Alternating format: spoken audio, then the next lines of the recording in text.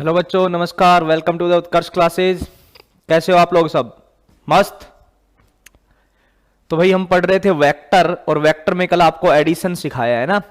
तो चलिए आज आप एडिशन का एक छोटा सा क्वेश्चन करके बताइए, फिर आगे बढ़ेंगे। ठीक है, तो एक क्वेश्चन है अपने पास कि ये एक ए वेक्टर है, ठीक है, ये बी वेक्टर है, यहां का एंगल जो थीटा है वो आपको दे रखा है बच्चों 60 डिग्री। ए का मैग्नीट्यूड जो है वो ए का मैग्नीट्यूड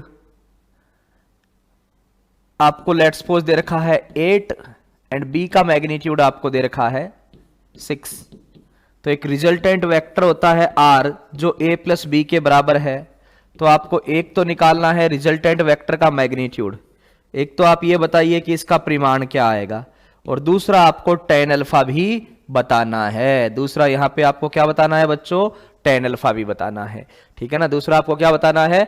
tan अल्फा भी बताना है। तो ये आपका क्वेश्चन है और आपको इस फॉर्मेट में इसको करके बताना है। भाई एक ए वेक्टर दे रखा है, एक बी वेक्टर दे रखा है, दोनों के बीच में एंगल थीटा कितना है बच्चों? 60 डिग्री है, 60 डिग्री है, और रिजल्टेंट वेक्टर है वो आपको कैलकुलेट करना है। और दूसरा tan अल्फा कौन सा? जो रिजल्टेंट वेक्टर ए के साथ बनाता है।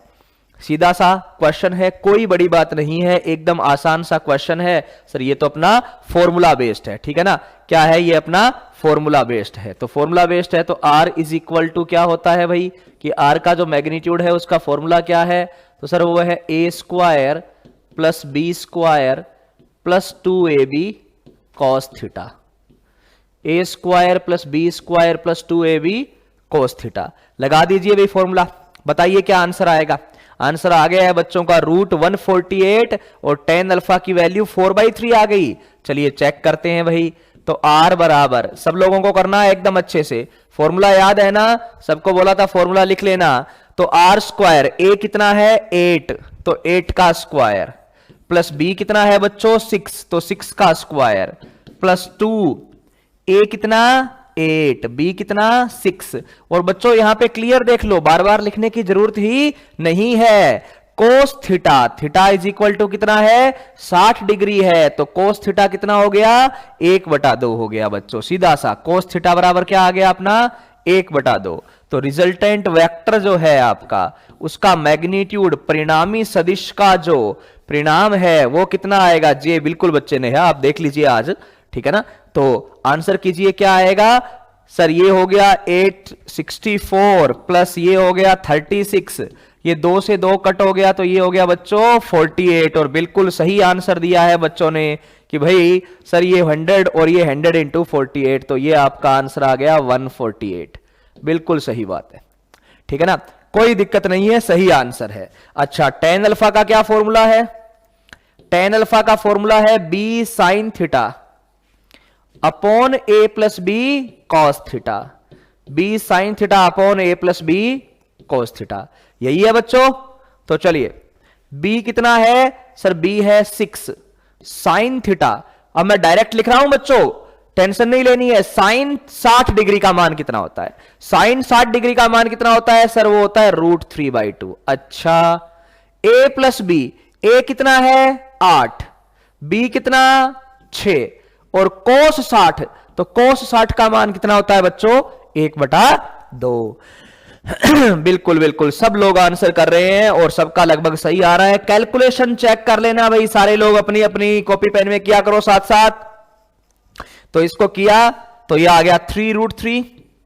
अच्छा, और ये 2 से कट कर दिया, ठीक है, ओके। या फिर एक काम करते हैं, 2 तो लघुत्तम की तरह रख ही लेते हैं एक बार। इसको रख दिया 6√3, इसको 2 को लघुत्तम की तरह रख लिया एक बार, या काट देते हैं। काटेंगे तो ऊपर तो आ गया 3√3 और नीचे इसको 2 से कट कर दिया तो ये 3, 11। ये उत्तर आ रहा है भाई आप लोगों का? बिल्कुल सही बात है। तो आप लोगों के पास है क्या लगाने के लिए कि सर एक तो मेरे पास ये फॉर्मूला है और एक ये फॉर्मूला है, और उनके अंदर आपको क्या रखना है, मान रख देना है बच्चों। बिल्कुल सबका सही आंसर आया है। तो अब ये अल्फा का मान मुझे पता नहीं कितना है, तो मैं इसी फॉर्मेट में छोड़ दूंगा। मुझे नहीं पता कितने डिग्री है, तो हम लोग इसी फॉर्मेट में इसको छोड़ देंगे बच्चों। बात क्लियर है? एक सीधा सा फॉर्मूला, बस आपको एक वार्म अप के लिए कि आज आए हो, आते ही एक वार्म अप प्रोसेस से एक क्वेश्चन कर दीजिए, ठीक है ना।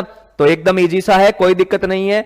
फॉर्मूला याद है और गणित सही है तो कोई दिक्कत आएगी नहीं। फॉर्मूला याद करने के लिए मैंने बोल ही दिया कि लिख के लाना है। अब नोट लगा के एक बात सुनो, है ना। तो क्या है बच्चों, थोड़ा सा देखेंगे ध्यान से। हां, तो नोट लगा के हम लोग देखेंगे कि अगर आपको दे रखा है कि यदि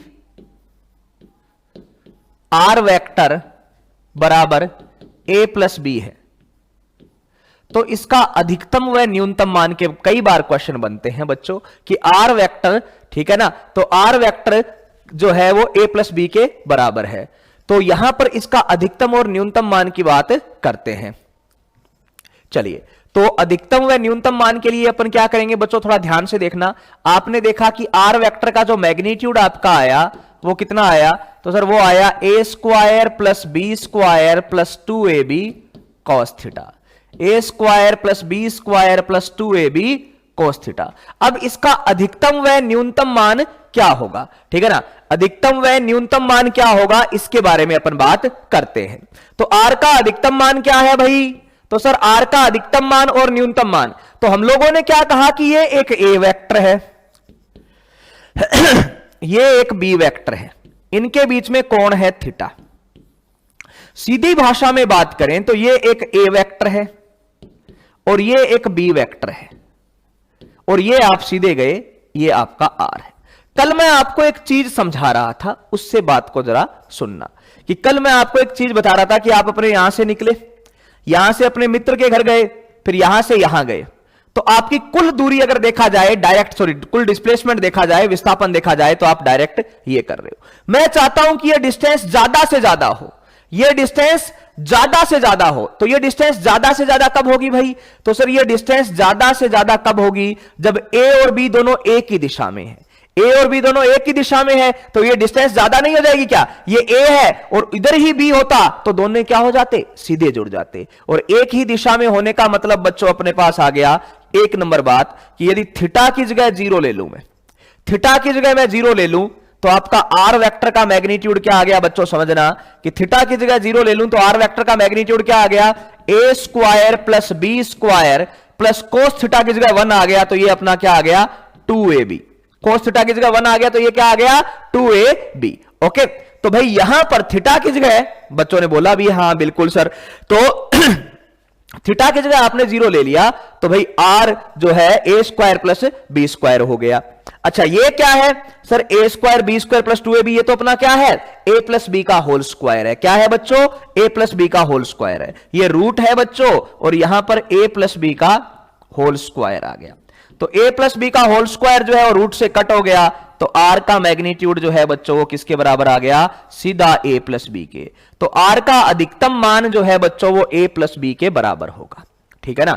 आर का अधिकतम मान, ज्यादा से ज्यादा मान क्या होगा कि सीधा जोड़ दो ए और बी को, सीधा जोड़ दो ए और बी को, तो ये अधिकतम मान आ जाएगा। अच्छा दूसरी बात, जब थीटा 180 डिग्री,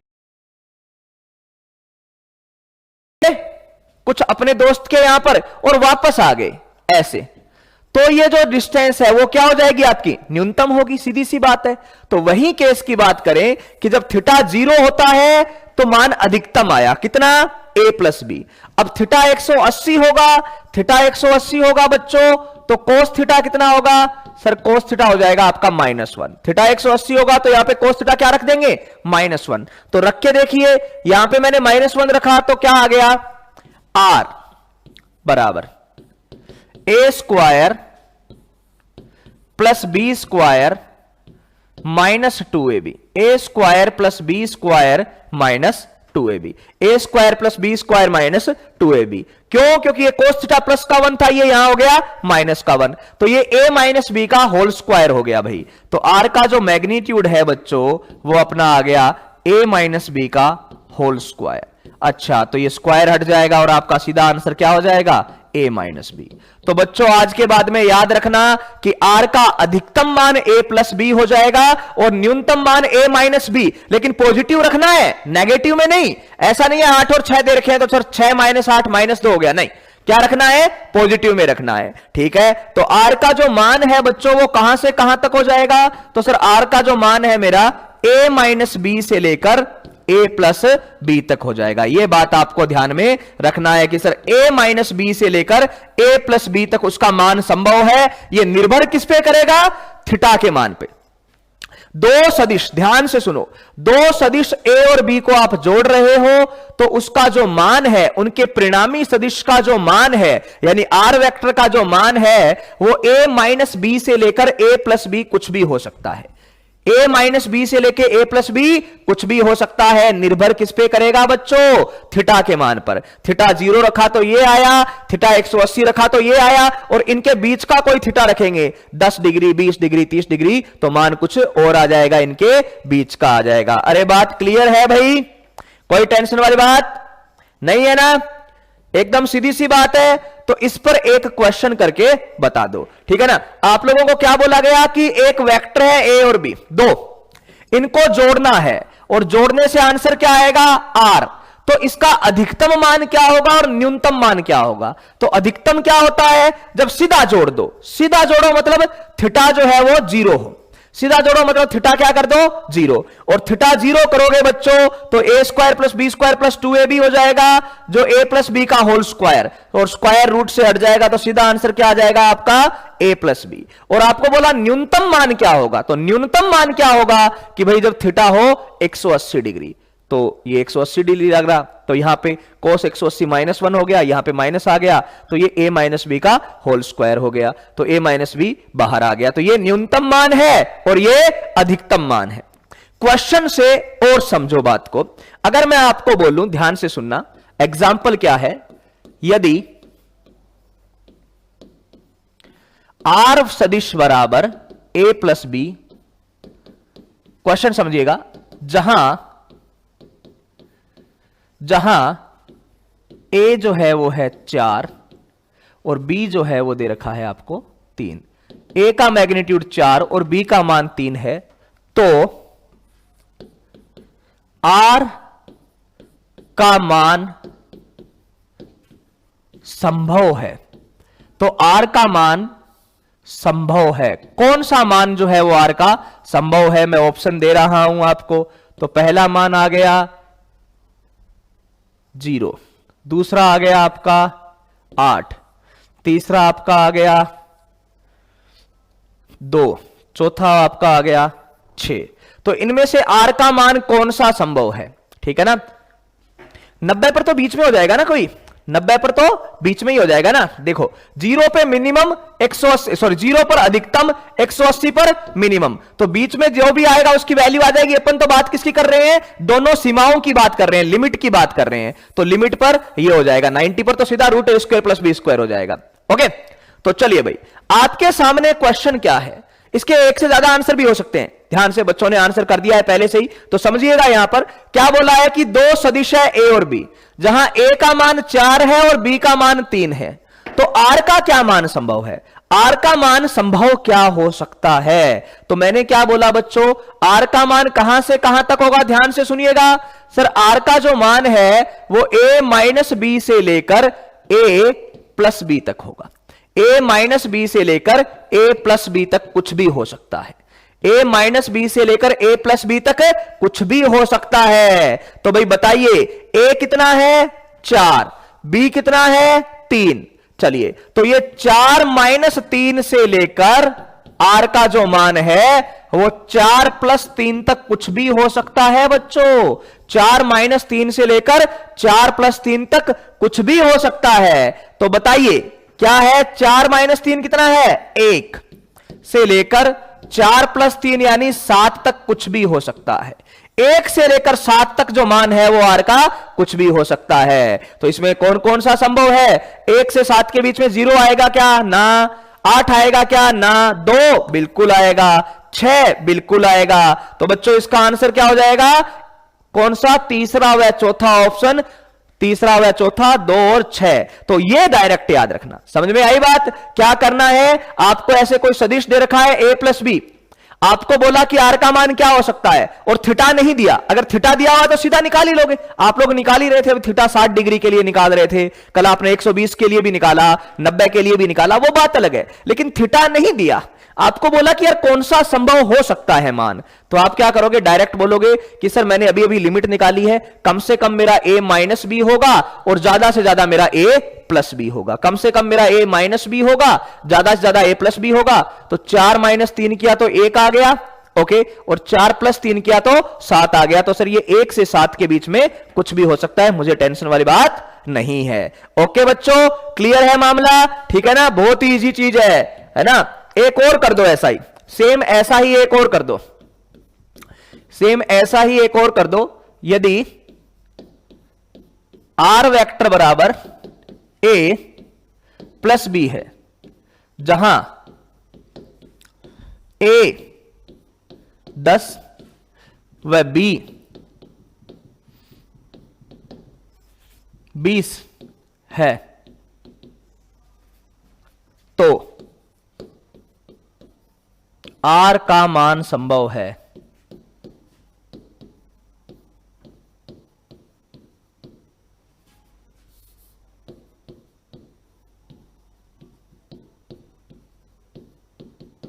तो R का मान संभव है। Option number 1 5 10 15 30। बताइए भाई बच्चों, ए और बी दे रखा है तो आपको बोला है आर का मान संभव है, तो कौन सा, एक से ज्यादा आंसर हो सकते हैं भाई? बिल्कुल बिल्कुल, आप बच्चे ने रेंज ही बता दी कि सर ये यहां से यहां तक की रेंज होगी, बाकी आप लोग देख लीजिए। तो आर का मान कहां से कहां तक संभव है? सर ये संभव है मेरा a माइनस बी से लेकर a प्लस बी तक, a माइनस बी से लेकर a प्लस बी तक। लेकिन मैंने क्या कहा कि भाई कोई आंसर नेगेटिव नहीं आना चाहिए। क्यों भाई? क्योंकि सर ये तो आर का मैग्नीट्यूड है और किसी का भी परिमाण कभी नेगेटिव नहीं होता। नेगेटिव तो दिशा को बताता है और यहां पे दिशा से अपने को लेना देना है नहीं, तो आप a माइनस बी को करोगे लेकिन इसके ऊपर मोड लगा लेना भाई, नेगेटिव नहीं आना चाहिए। क्यों? क्योंकि कुछ बच्चे क्या करेंगे, सर a जो है वो 10 माइनस 20, तो 10 माइनस 20 से लेकर R जो है वो 10 प्लस 20, तो 10 प्लस 20 कितना हो जाएगा? 30 हो जाएगा। लेकिन कुछ बच्चे इसको माइनस 10 बोल देंगे, तो माइनस 10 नहीं है बच्चों, माइनस 10 नहीं होगा, ये क्या होगा? प्लस 10 ही होगा, प्लस 10 से लेकर 30 तक। तो प्लस 10 से लेकर 30 के बीच में जो आ रहा है वो आपका आंसर है। तो क्या 5 प्लस 10 से 30 के बीच में आता है? नहीं आता, तो ये नहीं होगा। क्या ये 10 है? बिल्कुल। 15 है? बिल्कुल। 8 30 है? बिल्कुल। क्यों? क्योंकि 10 से लेकर 30 तक, ध्यान से सुनिएगा बच्चों, माइनस में नहीं लेना है। क्यों? क्योंकि भाई ये परिमाण है और जो ये परिमाण होता है वो कभी नेगेटिव नहीं होता। नेगेटिव और पॉजिटिव का काम तो क्या होता है? दिशा बताना होता है। तो ये नेगेटिव नहीं होगा, सीधा 10 से क्या कर लेंगे? 30 तक कर लेंगे। तो 10 से 30 में जो भी मान आए वो पॉसिबल है। तो सर ये पॉसिबल है? बिल्कुल ये है, बिल्कुल ये है, बिल्कुल। ठीक है, तो चलिए भाई बच्चों, अब आगे एक और चीज पर बैठते हैं। सदिश का कुल योग शून्य। कई बार इस टाइप के क्वेश्चन पूछे जाते हैं बच्चों कि कोई सदिश है और उस सदिश का कुल योग शून्य कब हो सकता है? कोई सदिश है और उस सदिश का कुल योग शून्य कब हो सकता है? ये कई क्वेश्चन पूछे जाते हैं। जैसे मान लो मैं बोलूं कि आप पहले बात करो एक ही तल में, है ना, ये पॉइंट्स है, एक ही तल में, एक ही तल में, पहली बात, सदिश जो है वो एक ही तल में है, अलग अलग तल में बात नहीं कर रहा। एक ही तल में सदिश है और वो अलग अलग तल में बात नहीं कर रहा है ना, सिर्फ एक XY प्लेन में है।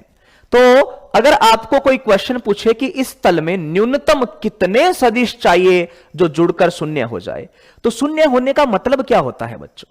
शून्य होने का मतलब क्या होता है कि आप यहां से निकले, यहां गए और कहीं भी घूम फिर के आके वापस यहीं आ जाओगे तो आपका योग क्या हो जाएगा, शून्य हो जाएगा। यहां से निकले, यहां गए, यहां गए, यहां गए, यहां गए, यहां गए, यहां गए, यहां गए, कहीं भी जाके आओ, घूम फिर के अगर वहीं आ जाओगे तो आपका योग क्या हो जाएगा बच्चों, शून्य हो जाएगा। यानी जहां से शुरुआत की है आप वहीं वापस आ जाओ, ठीक है ना। जब विस्थापन 0 हो जाए, यानी जहां से शुरुआत की है वहीं वापस आ जाओ तो आपका आंसर जो है वो शून्य हो जाता है। तो आपको बोला है एक ही तल में, तो क्वेश्चन ये होता है न्यूनतम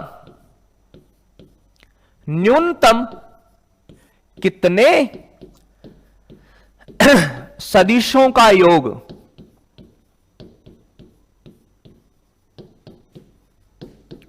शून्य हो सकता है। यानी शून्य होने के लिए आपको न्यूनतम कितने सदिश चाहिए, शून्य होने के लिए आपको न्यूनतम कितने सदिश चाहिए। बच्चों ध्यान से सुनना कि आप एक ही तल में हो और आपको शून्य होने के लिए न्यूनतम कितने सदिश चाहिए। तो आप सब लोगों ने इसका आंसर पता है कि 3 है। लेकिन बच्चों मैं आपको यहां पे एक बात बताना चाहूंगा कि वो जो क्वेश्चन होता है इसके अंदर भी मैं 2 क्वेश्चन ऑलरेडी डाल दूं। पहला, यदि सदिशों का परिमाण बराबर हो, सदिशों का परिमाण बराबर हो, सदिशों का परिमाण बराबर हो तो आपको न्यूनतम कितने चाहिए। सदिशों का परिमाण अगर बराबर हो तो आपको न्यूनतम कितने चाहिए। तो अपन क्या बोलेंगे कि सर आप यहां से निकले, ये आपका घर था, यहां से निकले, यहां गए, ये आपका ए सदिश, और यहां से वापस आ गए, ये आपका बी सदिश, ठीक है ना। आप यहां से गए ए सदिश, वापस आ गए बी सदिश। तो अगर अब आप जोड़ो तो a प्लस बी को जोड़ोगे तो शून्य होगा कि नहीं होगा बच्चों बताइए। जहां से चले थे वहीं वापस आ गए कि नहीं आ गए, कि यहां से गए ये आपका a सदिश और यहां पे वापस आ गए ये आपका क्या हो गया बच्चों, b सदिश। क्या हो गया, b सदिश। तो गए a सदिश, वापस आ गए तो ये हो गए b सदिश। लेकिन इसकी शर्त क्या है बच्चों, जितनी दूरी पर गए उतनी ही दूरी वापस आए। मतलब जो लंबाई इस सदिश की थी वही लंबाई इस सदिश की है। मतलब बच्चों कि यदि 2 सदिशों से आपको जुड़ा क्या करना है, 0 करना है, तो दोनों सदिशों का परिमाण क्या होना चाहिए, बराबर। परिमाण मतलब है लंबाई, लंबाई अगर बराबर है बच्चों तभी ये वापस आके क्या होगा, शून्य होगा। लंबाई बराबर है बच्चों तभी ये वापस आके क्या होगा, शून्य हो जाएगा। लेकिन अगर आपको कोई बोले कि यदि सदिशों के परिमाण भिन्न है, यदि सदिशों के परिमाण भिन्न है तो मुझे बताइए कि आपको एक तल में कितने सदिश चाहिए ताकि आप जहां से निकले वहीं आ जाओ। कम से कम, ज्यादा तो आप 1000 में घूम के आ जाओ, आपको एक तल में कम से कम कितने सदिश चाहिए कि जहां से निकले हो वहीं वापस आ जाओ, जिस जगह से आप गए हो उसी जगह पर वापस आ जाओ घूम फिर के। तो कम से कम कितने सदिश चाहिए, अलग अलग लंबाई वाले। बराबर लंबाई वालों से तो 2 से ही काम कर चल गया, गए और वापस आए, गए और वापस आए, तो बराबर लंबाई वाले तो 2 ही बहुत थे। लेकिन भिन्न लंबाई वाले कितने चाहिएंगे, तो आप यहां से निकले, मान लो आप ऐसे गए ये ए सदिश, आप ऐसे गए ये बी सदिश, और आप यहां से सीधे वापस आ जाओ तो ये क्या हो जाएगा आपका सी सदिश। तो कम से कम भिन्न सदिश, भिन्न परिमाण वालों की बात करें, भिन्न परिमाण वालों की बात करें तो कम से कम कितने चाहिए, 3। भिन्न परिमाण वालों की बात करें तो कम से कम कितने चाहिए, 3। जैसे ये ए सदिश, ये बी सदिश, और ये घूम फिर के यहीं वापस आ जाए ये सी सदिश। तो भिन्न परिमाण वाले कम से कम कितने चाहिए बच्चों, 3 चाहिए। जिनके भिन्न परिमाण है वो कितने चाहिए, 3, और जिनके एक ही परिमाण है उनको कितने चाहिए, 2 चाहिए, ठीक है ना। बराबर परिमाण वाले कितने चाहिए, 2, और भिन्न परिमाण वाले कितने चाहिए बच्चों, 3। सब लोगों ने उत्तर दे दिया है भाई। तो क्वेश्चन क्या था कि सर मुझे अपने नेट सदिश का कुल योग शून्य करना है, ठीक है कर दीजिए। सदिश का कुल योग शून्य करना है, लेकिन है क्या सर कि मुझे पूछा गया कि न्यूनतम कितने सदिश चाहिएंगे मुझे कुल योग शून्य करने के लिए। तो पहला क्वेश्चन है कि एक तल में मुझे न्यूनतम कितने सदिश चाहिए। यानी इस बोर्ड पे मैं यहां से निकला और घूम फिर के ऐसे मैं वापस आ जाऊं, इसके लिए मुझे कम से कम कितने सदिश चाहिए। तो उसके मैंने 2 केस बना दिए। पहला क्या, यदि सदिशों के परिमाण बराबर है तो जितने आप गए उतनी ही दूरी वापस आ गए, तो 2 सदिशों से ही काम चल गए, 2 से ही हो गया। ए और बी दोनों को जोड़ो, सर यहां से निकला था, यहां गया, वापस आ गया, तो कुल 0 हो गया, तो 2 से ही काम हो गया। लेकिन अगर बच्चों अपने को बोला जाए कि सर भिन्न परिमाण वाले चाहिए, बराबर वाले नहीं चाहिए, तो आप ऐसे गए और वापस आ जाओ, तो ये तीनों क्या हो गए, भिन्न परिमाण वाले भी हो गए। तो अपने को कितने चाहिए, 3 चाहिए। चलिए भाई बच्चों, अब ये बात किसमें थी, एक ही तल में। अगर मैं 2 नंबर बात करूं कि 3D में, यानी अलग अलग तल में, भिन्न तल में न्यूनतम कितने सदिश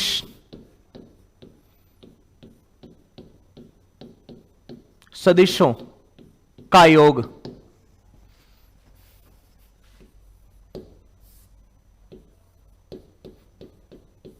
शून्य हो सकता है। न्यूनतम कितने सदिशों का योग शून्य हो सकता है, ठीक है ना।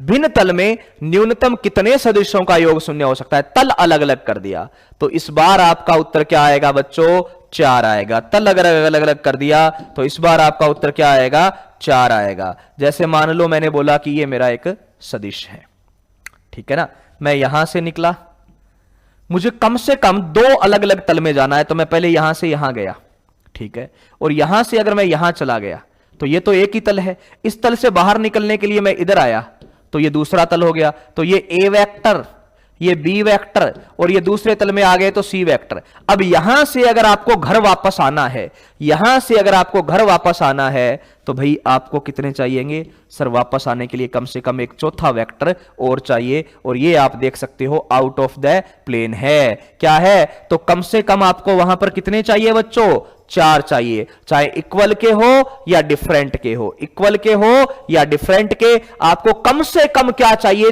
4 वेक्टर चाहिए जिनको जोड़कर आप क्या हो जाओ, शून्य हो जाओ। कम से कम आपको 4 वेक्टर चाहिए जिनको जोड़कर आप क्या कर सकते हो, शून्य कर सकते हो।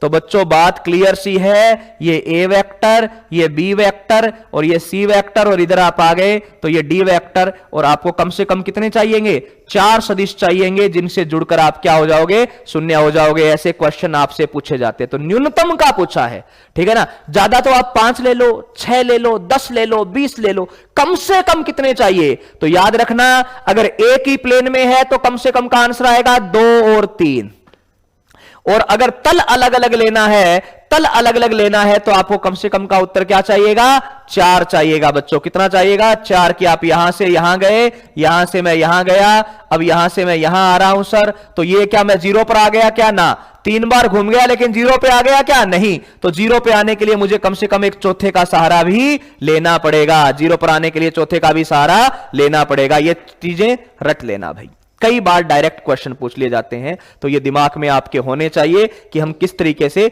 इस टाइप के क्वेश्चंस करेंगे, ठीक है ना। तो ये डायरेक्ट आपके होने चाहिए। चलिए अब मैं आपको इनके क्वेश्चन करवाता हूं, ठीक है ना, कि कैसे हम इन क्वेश्चंस को करेंगे। तो अगर मैंने आपको बोला कि 3 सदिश हैं, बच्चों थोड़ा ध्यान से देखिएगा, अगर मैंने आपको बोला कि 3 सदिश हैं ए बी प्लस सी जुड़कर 0 हो रहे हैं, ध्यान से सुनना, ए बी और सी जुड़कर अगर 0 हो रहे हैं तो इसका मतलब क्या है, थोड़ा सा दिमाग पे जोर डालना, और कैसे क्वेश्चन बनते हैं वो मैं क्वेश्चन भी आपको समझाऊंगा कि ए बी और सी कैसे जुड़कर 0 हो रहे हैं। तो भाई सीधी सी बात है कि सर अगर ए प्लस बी प्लस सी को मेरे को ऐड करके 0 करना है तो इसका मतलब क्या हो गया बच्चों, कि जो सी है वेक्टर वो बराबर क्या आ गया सर, माइनस ए वेक्टर माइनस बी वेक्टर। ये प्लस के हैं, दोनों को उस तरफ भेज दिया तो माइनस ए और माइनस बी। अच्छा, तो सी वेक्टर जो है वो बराबर होने चाहिए minus of a plus b के। अब इस पर किस टाइप के क्वेश्चन पूछे जाते हैं, इस पर किस टाइप के क्वेश्चन पूछे जाते हैं, मेरी बात को थोड़ा ध्यान से सुनना। इस पर किस टाइप के क्वेश्चन पूछे जाते हैं, तो इनमें क्वेश्चन किस टाइप के आते हैं जरा देखिए।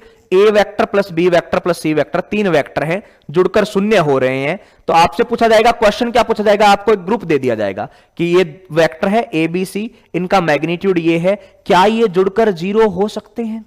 और तीनों के बीच में कभी कोण नहीं दिया गया आपको, आपको एंगल के बारे में जानकारी नहीं दी जाएगी। सुनिएगा, आपको बोला गया कि ये a प्लस बी प्लस सी, ये इनमें से कौन से वेक्टर जो है उनके मैग्नीट्यूड आपको दे देंगे कि कौन से जुड़कर 0 हो सकते हैं, और कोण के बारे में कुछ नहीं बताया जाएगा, कोण नहीं बताया जाएगा उनके बारे में, बस आपको पॉसिबिलिटी पूछी जाएगी, संभावना पूछी जाएगी। तो मेरी बात को जरा गौर फरमाइएगा, ये a प्लस बी कुछ अलग है क्या? ये a प्लस बी क्या है? ये a प्लस बी को मैं r लिख दूं तो प्लस और माइनस तो सिर्फ साइन ही दे रहे हैं, बिल्कुल। तो c जो है बच्चों उसका मैग्नीट्यूड मेरा a प्लस बी के मैग्नीट्यूड के बराबर आएगा। और सर a प्लस बी का मैग्नीट्यूड तो वही हुआ करता था, a square plus b square plus 2ab cos theta, a square plus b square plus 2ab cos theta. यानी बेसिकली बच्चों ये जो मेरा बना है यहां पे वो आर वेक्टर ही तो है, ये जो मेरा बना है सी वो मेरा क्या है? आर वेक्टर ही तो है। तो आप बोलोगे बिल्कुल। तो अगर मैं आपको बता दूं कि भाई ये जो मेरा बना है वो आर वेक्टर है, तो मुझे ये बताइए कि इसका मान कहां से कहां के बीच में हो सकता है? तो आप क्या बोलोगे कि सर C का मान कहां से कहां के बीच में हो सकता है? तो आप बोलोगे सर a माइनस बी से लेकर a प्लस बी तक हो सकता है, a माइनस बी से लेकर a प्लस बी तक हो सकता है। अरे बात सही है कि गलत है? जो R होता था वही तो है, बस आगे माइनस ही तो आ गया। तो माइनस तो क्या बताता है? ठीक है ना, माइनस तो क्या बताता है? माइनस तो सर डायरेक्शन बताता है। तो सीधी सी बात है, सी वेक्टर का मान a माइनस बी से लेकर a प्लस बी के बीच में है तो 0 हो जाएगा। यह रूल यहां से शुरू हुआ था। अगर सी वेक्टर का मान a माइनस बी से लेके a प्लस बी के बीच में है तो 0 हो जाएगा। क्यों बच्चों? क्योंकि मैंने लिखा a plus b plus c बराबर 0। तो c बराबर क्या आया? Minus of a minus of b। मैंने माइनस कॉमन लेके बाहर ले लिया तो क्या बचा? a plus b. और बच्चों ये माइनस तो मेरा डायरेक्शन बताता है, ये तो हटा दो। तो a प्लस बी किसके बराबर आ रहा है? C के बराबर। क्या करने पर? 0 करने के लिए। अगर मुझे 0 करना है तो मेरा जो C है वो किसके बराबर आ रहा है? a प्लस बी के बराबर। C जो है वो किसके बराबर आ रहा है? a प्लस बी के बराबर। तो 0 तो सर करना है। अच्छा 0 करना है तो C a प्लस बी के बराबर आ रहा है, दैट मीन C तो अपना वो R वेक्टर की तरह हो गया। बिल्कुल। तो R वेक्टर का मान क्या होता था? अभी सीखा था। R वेक्टर का मान क्या होता था? a माइनस बी से लेकर a प्लस बी तक होता था। सर क्या होता था?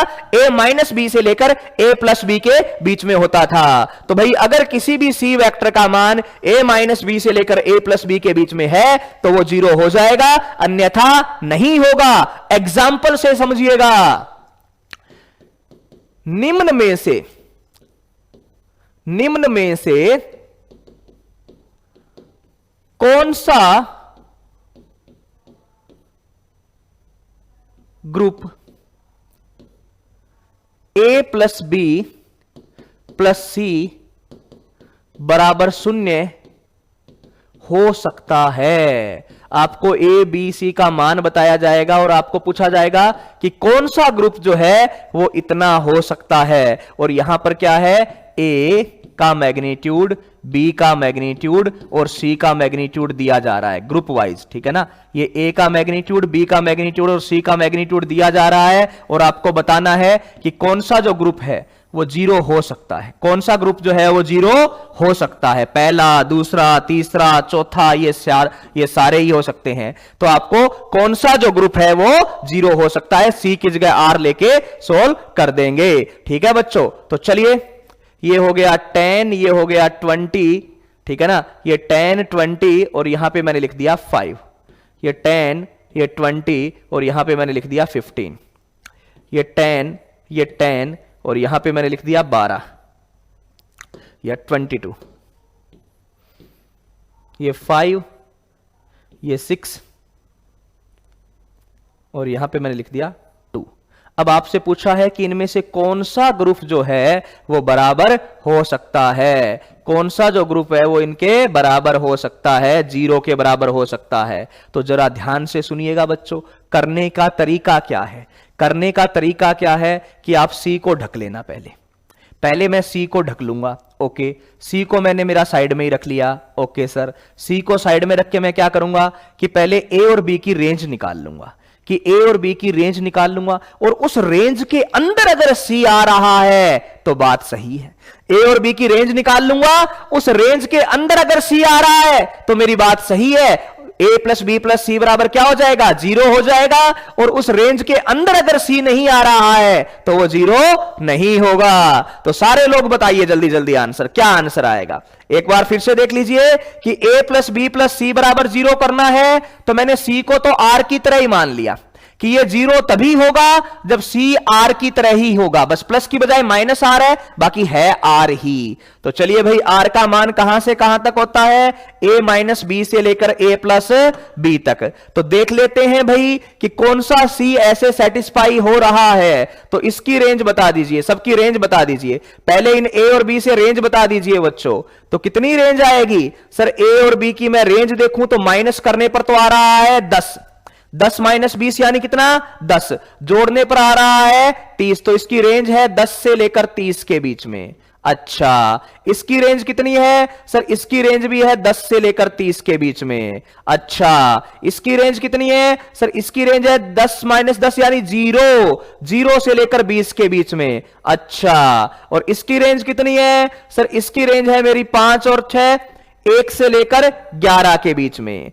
बच्चों ऐसा रेंज निकालना तो किसी को कोई दिक्कत वाली बात नहीं रही ना, सबने रेंज निकाल ली। अपन ने क्या किया सर, इसकी रेंज है 10 से लेकर 20 के बीच में, 10 से लेकर 30 के बीच में लिख दिया। इसकी रेंज है क्या सर, 10 से लेकर 30 के बीच में।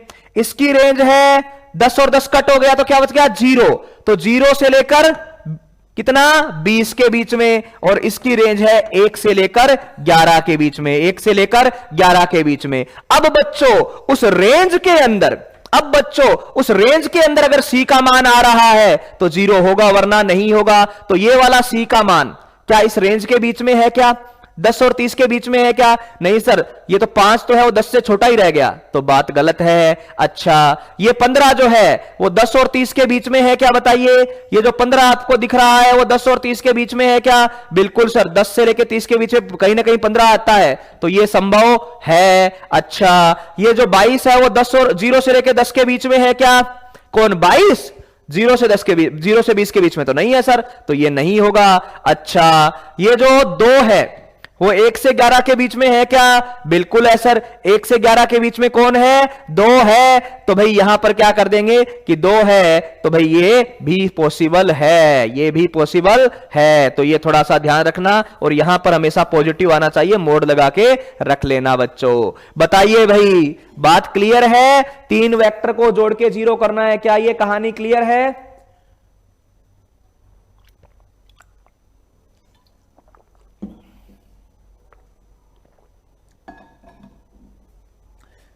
हाँ भाई, किसी को कोई दिक्कत है तो बोलो।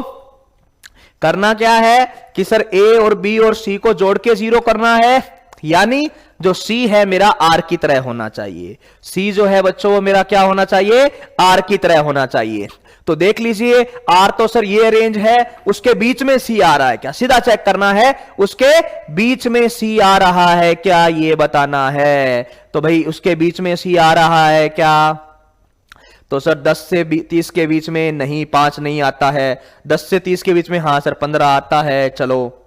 0 से 20 के बीच में सर 22 नहीं आता है। अच्छा, 1 से 11 के बीच में सर 2 नहीं आता है, 1 से 11 के बीच में 2 नहीं आता है। तो सिंपल तरीके से बच्चों जो आप अभी पीछे क्वेश्चन कर रहे थे ना, वही काम करना है और कुछ नहीं है। आपको ए और बी की वैल्यू दे रखी है, ठीक है ना, ए और बी की वैल्यू दे रखी है, और उससे आप क्या करोगे, आर का मान निकाल लोगे। ए और बी की वैल्यू दे रखी है, उससे आर की रेंज निकाल लोगे। ये आपके लिए कोई बड़ी बात नहीं है, अभी किया था। आर की रेंज निकाल लेंगे, क्या इन दोनों को माइनस करोगे और इन दोनों को जोड़ोगे। तो 10 और 20 को माइनस किया तो क्या आया, 10 से 30, यहां पे 10 से 30, यहां पर माइनस किया तो 0 हो गया, तो 0 से लेके 20 तक, यहां पे माइनस किया तो 1 हो गया, और 1 से लेके 11 तक। और रेंज निकालने के बाद में, ठीक है ना, 5 और 6 क्या हुआ है बच्चों, 11, माइनस किए तो 5 माइनस 6, ये मत बोल देना कि सर -1, -1 नहीं, ये अपना हो जाएगा 1 हो जाएगा। तो ठीक है भाई, 1 से 11। अब उनके बीच में अगर ये वाला जो मान है उनके बीच में पॉसिबल है तो उत्तर होगा, वरना नहीं होगा। चलिए भाई बच्चों, अब आगे बढ़ते हैं ना। एक आसान सा क्वेश्चन मैं आपसे पूछ रहा हूं। एक बिंदु पर 3 समान परिमाण के बल F1 वेक्टर, F2 वेक्टर व F3 वेक्टर लग रहे हैं तो F1 वेक्टर, F2 वेक्टर व F3 वेक्टर को दर्शाने वाला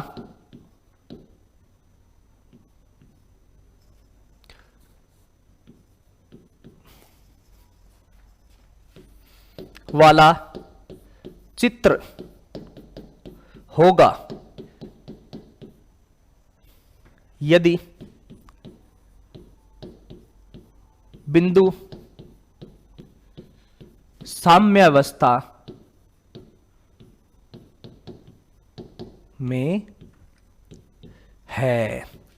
चलिए भाई बच्चों, आपसे एक चीज पूछी है, बहुत अच्छे तरीके से आएगा, ठीक है ना, कि भाई आपको बोला कि एक बिंदु है जिनके तीनों के परिमाण बराबर है, ठीक है ना, ए बी और सी या F1 F2 F3 उनकी दिशा अलग अलग है लेकिन परिमाण यानी लंबाई बराबर है। वो एक बिंदु पर ये तीन बल लग रहे हैं, एक बिंदु पर ये तीन समान परिमाण के बल लग रहे हैं।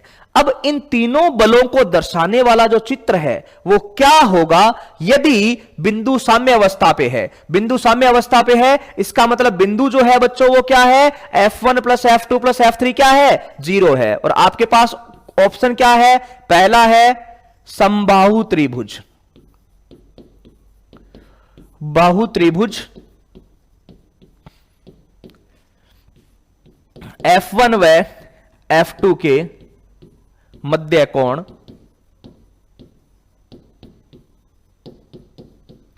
160 डिग्री, ठीक है। दूसरा समद्विबाहु त्रिभुज,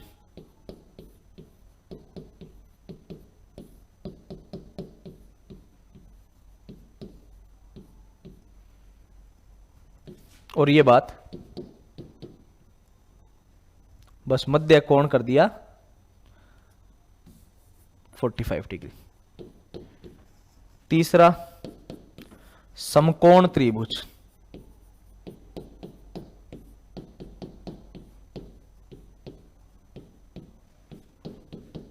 F1 व F2 के मध्य कोण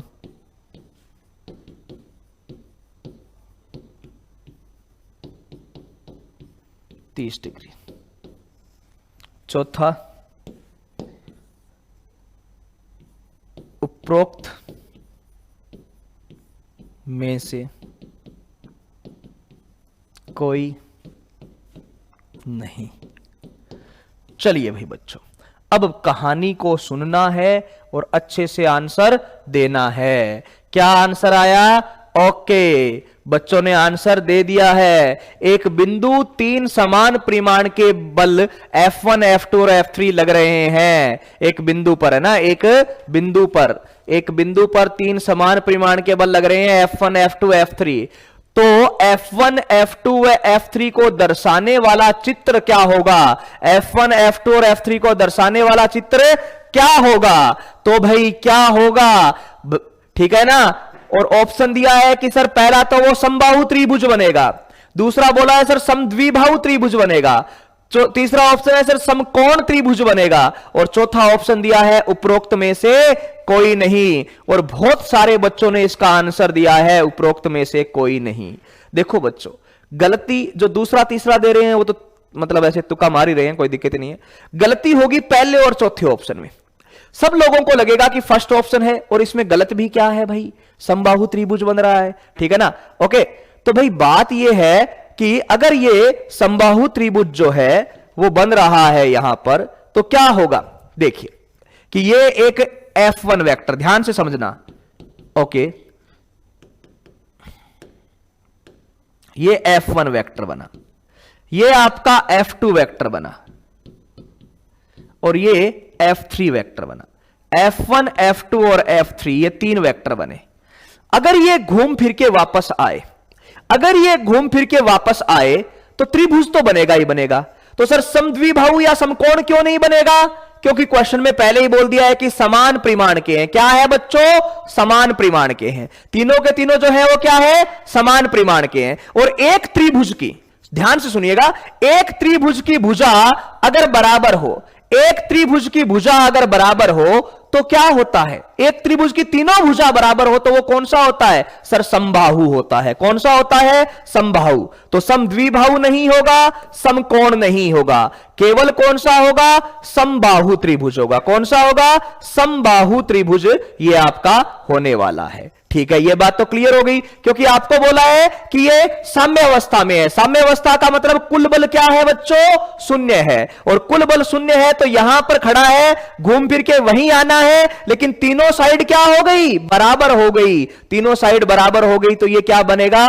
समबाहु। तो सर फिर पहला गलत क्यों है? समबाहु तो अपना बन रहा है और F1 और F2 के बीच में 60 डिग्री का ही तो कोण है। ये वाला कोण 60 डिग्री का ही तो है। लेकिन मैंने आपको बताया था बच्चों कि जब भी एक वेक्टर के बीच का कोण देखते हैं, या तो दोनों की चोंच के बीच का देखते हैं या दोनों की पूंछ के बीच का देखते हैं। यहां पर ये वाला कोण जो है बच्चों वो क्या है? सर ये इसकी चोंच है और दूसरे की पूंछ है। तो इसीलिए बच्चों हम क्या करेंगे, इसको थोड़ा अच्छे से लिखेंगे और ये बोलेंगे कि अगर ये F1 है, ठीक है, और F2 को पैरेलली यहां शिफ्ट कर दें तो ये वाला F2 है। ठीक है, अब दोनों की पूंछ से पूंछ टकरा गई तो अब बताइए, तो सर ये वाला कोण 60 था तो ये वाला कोण क्या होगा?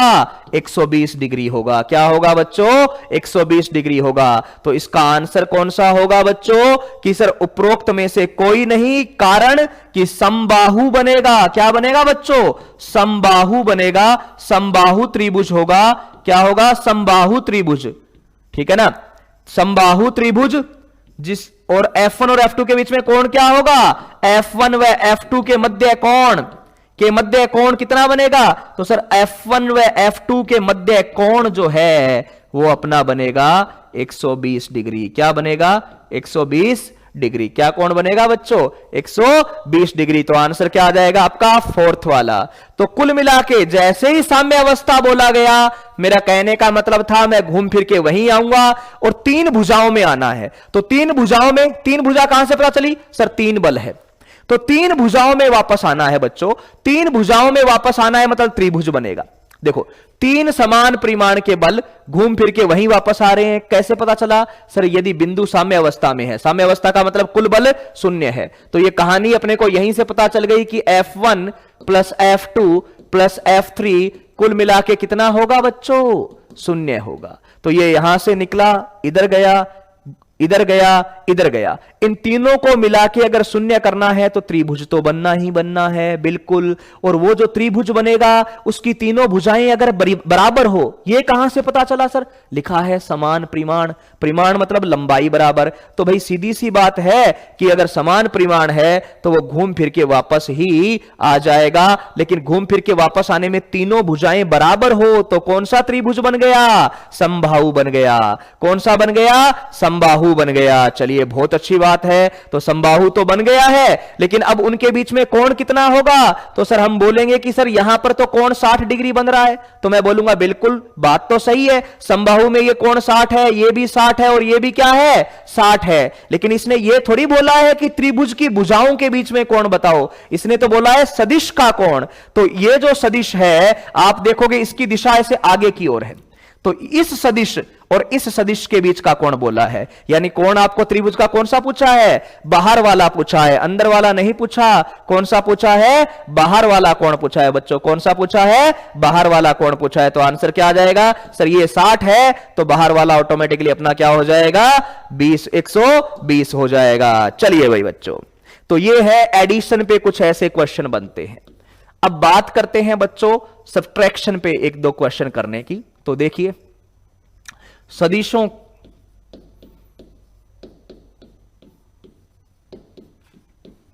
अब सब्ट्रैक्शन कुछ करने की जरूरत ही नहीं है अपने को। घटाओ क्या होता है? अगर मैं बोलूं आपको कि मुझे क्या करना है, सब्ट्रैक्शन करना है, तो यह करने की जरूरत थोड़ी है, सब्ट्रैक्शन करने की जरूरत नहीं है। ओके तो भाई सब्ट्रैक्शन करने की जरूरत नहीं है तो क्यों पढ़ रहे हैं? तो बेसिकली वेक्टर में जोड़ना और घटाना क्या होता है, ध्यान से सुनिएगा। अगर मैंने बोला कि ये दो वेक्टर है a प्लस बी, ध्यान से सुनिएगा, ये a है और ये प्लस b है। आंसर समझ में आना चाहिए, चीजें समझ में आनी चाहिए। तो देखिए ये a और b है, इनके बीच में एंगल है थीटा। ओके तो भाई अगर आपको एक r वेक्टर है जो इनका रिजल्टेंट है, वो a प्लस नहीं माइनस बी करना चाहता है, वो a प्लस नहीं माइनस बी करना चाहता है, तो और क्या है?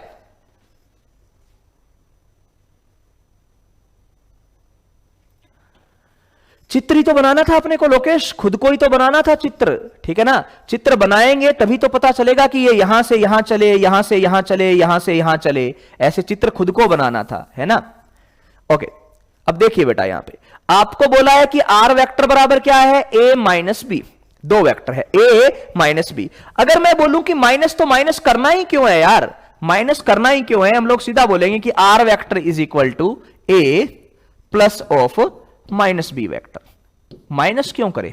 हमने एडिशन सीख लिया है, तो हम और क्यों चीजें सीखे? हम एडिशन सीख लिया तो सीधा करेंगे कि a में क्या जोड़ना है, माइनस बी। a में क्या जोड़ना है, माइनस बी। बिल्कुल बच्चे ने बोल दिया सर दिशा चेंज कर देंगे, a में b मत जोड़ो, क्या जोड़ो, माइनस बी। कल जैसे मैं जोड़ रहा था, आपको बता रहा था, a प्लस 2b वाला क्वेश्चन आया था, कैसे किया था, फिर a माइनस 2b वाला किया था, तो किया तो अपने जोड़ ही था, बस माइनस 2 से गुणा कर रहे थे। तो वही है कि a में क्या ऐड कर दो सर, a में ऐड कर दो माइनस बी। तो इसका जो आंसर है वो कुछ ऐसा आएगा कि सर ये a वेक्टर है, बिल्कुल, इसमें आपको क्या जोड़ना है, माइनस बी जोड़ना है, ठीक है ना। क्या करना है, माइनस बी जोड़ना है। तो माइनस बी जोड़ना है तो ये क्या आ जाएगा कि भाई यहां पर ये जो है वो क्या आ गया, आपका माइनस बी वेक्टर आ गया। क्या आ गया, माइनस बी वेक्टर आ गया। तो चलिए बच्चों, ऊपर जो है वो थीटा है, ओके, ऊपर जो है वो थीटा है, तो a और माइनस बी इन दोनों को जोड़ना है, तो इनके बीच में कोण कितना हो गया, 180 माइनस थीटा। कितना आ गया बच्चों, 180 माइनस थीटा। ओके क्या हो गया, 180 माइनस थीटा, कि ये a वेक्टर है और ये माइनस बी वेक्टर है। एक a वेक्टर है और ये दूसरा क्या है, माइनस बी वेक्टर है। इनके बीच में कोण कितना हो गया, 180 माइनस थीटा। अब आपको इन दोनों को जोड़ना है, तो मैंने आपको हमेशा यही चीज तो सिखाई है कि दो चीजों को जोड़ोगे, दो वेक्टर को अगर आप जोड़ोगे तो हमारे पास क्या आ जाएगा, दो वेक्टर को अगर आप जोड़ोगे तो रिजल्टेंट जो है वो कुछ ऐसा आ जाएगा। आर वेक्टर जो है वो कुछ ऐसा आ जाएगा जो यहां से एंगल कितना बनाएगा, अल्फा। आर वेक्टर जो है वो कुछ ऐसा आ जाएगा जो यहां से कितना बनाएगा, अल्फा। तो अब बताओ भाई, जोड़ना ही पहले था, जोड़ना ही अब है, तो फर्क क्या पड़ रहा है? फर्क बस इतना पड़ रहा है कि जो अपना सूत्र पहले हुआ करता था, हम पहले जोड़ते थे a और b को, तो उनके बीच में एंगल था थीटा। अब मैं जोड़ रहा हूं a और माइनस b को, तो इनके बीच में एंगल कितना है सर, इनके बीच में एंगल है 180 माइनस थीटा। क्या है बच्चों, 180 माइनस थीटा। क्या है, 180 माइनस थीटा। तो सीधी सी कहानी है, पहले आप a प्लस बी को जोड़ते थे तो उनके बीच में एंगल थीटा है, अब जोड़ना ही है a plus of minus b को जोड़ना है। क्या करना है, a plus of minus b को जोड़ना है। तो a यहां पर है, b ऐसे था, उसका नेगेटिव क्या होगा, नीचे की ओर। इसको और इसको जोड़ना है सर। अगर इसको और इसको जोड़ना है तो इनके बीच में कोण तो बताओ। तो सर ये कोण था थीटा, पूरा होता है 180, तो ये क्या आ गया, 180 माइनस थीटा। ठीक है सर, a और b को जोड़ेंगे, अब इसको मैं b बोलूंगा, अब इन दो वेक्टर को जोड़ूंगा तो रिजल्टेंट इनके बीच में कहीं आएगा, बिल्कुल, और यहां एंगल कितना बनाएगा, अल्फा। तो इस r का मान क्या होगा और क्या होगा, एकदम आसान से याद रखेंगे कि जहां जहां हमने जोड़ने वाले फॉर्मूले में थीटा सीखा है, थीटा की जगह क्या रख दो, 180 माइनस थीटा रख दो, आपका फॉर्मूला बदल जाएगा।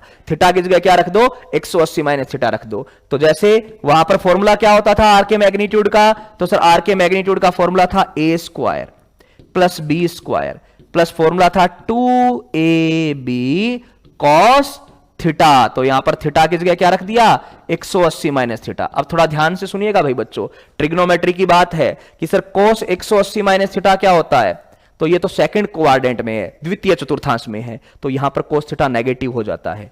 तो cos 180 माइनस थीटा जो है बेसिकली आपका किसके बराबर आ जाएगा बच्चों, माइनस cos थीटा के। किसके बराबर आ जाएगा, माइनस cos थीटा के। तो वो यहां पे रख देंगे और कुछ भी नहीं होगा, ठीक है ना। ये यहां पे रख देंगे तो और कुछ भी नहीं होगा। मैंने यहां पे माइनस cos थीटा रखा तो ये प्लस 2ab है, ये माइनस हो जाएगा। तो आपका आज के बाद में माइनस के लिए याद रखने वाला फॉर्मूला कौन सा बच जाएगा बच्चों, तो आज के बाद में आपको याद रखने वाला फॉर्मूला जो बनेगा वो ये बनेगा कि आर वेक्टर का जो मैग्नीट्यूड है वो बराबर होगा आपका a square plus b square, और यहां पे प्लस की जगह क्या आ जाएगा, माइनस 2ab cos थीटा। क्या आ जाएगा, माइनस 2ab cos थीटा। याद रख लोगे भाई, सीधा याद रखना है। अगर आप दो वेक्टर को जोड़ रहे हो, अगर आप दो वेक्टर को जोड़ रहे हो तो आपका फॉर्मूला क्या था, a square plus b square plus 2ab cos theta, a square plus b square plus 2ab cos theta.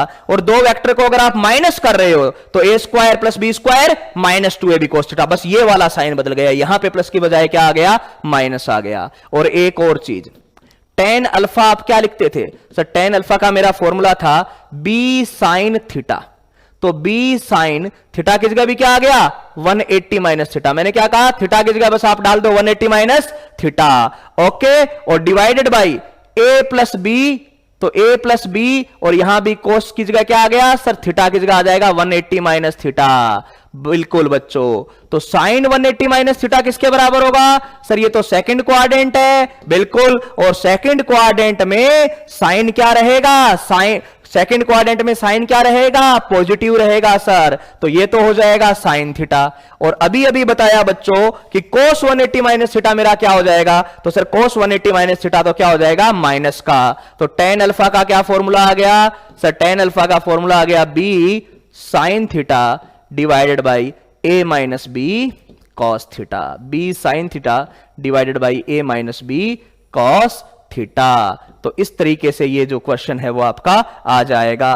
कोस नहीं बदलेगा बच्चों, वो तो 90 और 270 होता है तब बदलता है ना, 90 और 270 होता है तब बदलता है, वरना साइन का साइन और कोस का कोस रहता है जब 180 होता है। ध्यान रखना बात को। तो ये सूत्र हो गया जोड़ने का, और ये हो गया टेन अल्फा का। क्या चेंज आया भाई, कितना सा बदला, कुछ नहीं है कि सर कोस थीटा में जो प्लस का साइन होता था उसको मैंने माइनस का बना दिया है, बस इतना सा चेंज हुआ है। तो a square plus b square है वैसा का वैसा है, बिल्कुल। माइनस 2ab cos थीटा, बिल्कुल सर, प्लस की बजाय क्या आ गया, माइनस आ गया। और यहां पर बी साइन थीटा ऊपर हुआ करता था, वही है, बिल्कुल वही है, बी साइन थीटा ही है, बस यहां पर क्या आ गया, ए माइनस बी कोस थीटा। तो जहां पर कोस थीटा होता था उसके आगे क्या आ गया बच्चों, माइनस आ गया। जहां पर कोस थीटा हुआ करता था उसकी जगह क्या आ गया, माइनस आ गया। तो a square plus b square minus 2ab cos theta, और यहां पर ये। तो चलिए भाई बच्चों, जल्दी जल्दी से दो क्वेश्चन करके बता दीजिए, इसमें कोई नई बात है ही नहीं, मैंने पहले ही बोला था।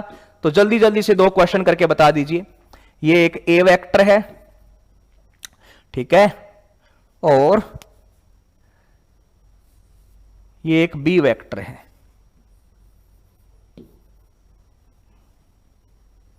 इनके बीच में एंगल है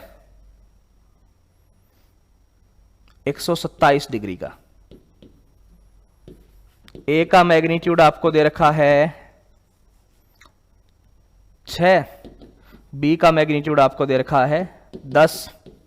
आपको निकालना है ए माइनस बी का मैग्नीट्यूड।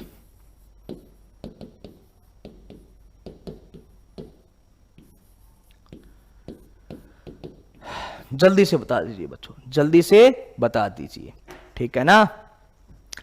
अल्फा तो बच्चे वही है ना जो रिजल्टेंट वेक्टर एंगल बनाएगा, ये यहां पे लिखा है ना मैंने, अल्फा दिख रहा है आपको। ए वेक्टर के साथ जो रिजल्टेंट वेक्टर एंगल बनाएगा वो अल्फा है। डेरिवेशन का कोई मतलब नहीं है, फॉर्मूला याद रख लो केवल, बस। तो जल्दी से आंसर दीजिए, क्या आंसर आएगा। तो आर वेक्टर का मैग्नीट्यूड का सर मेरे पास फॉर्मूला है, क्या करूंगा, a square plus b square minus 2ab cos theta है sir. A square plus b square minus 2ab cos theta है, सीधा सा। A square plus b square minus 2ab cos theta. और बच्चों किसी को मान चाहिए तो मैं बता देता हूं, कोस 127 डिग्री का मान क्या होगा। तो कोस 127 को आप लोग लिख दो, कोस 127 को आप लोग लिख दो कोस 90 प्लस 37, और कोस 90 प्लस 37 जो है वो आपका हो जाएगा माइनस साइन 37। क्या हो जाएगा, माइनस साइन 37, और माइनस साइन 37 का मतलब हो गया माइनस 3/5। ये उत्तर आ जाएगा। कोण की जगह जहां भी जरूरत है वहां पे क्या रख दोगे, माइनस 3/5। क्या रख दोगे, माइनस 3/5, ठीक है ना। हाँ बिल्कुल प्रशांत, सही बात है, होता है।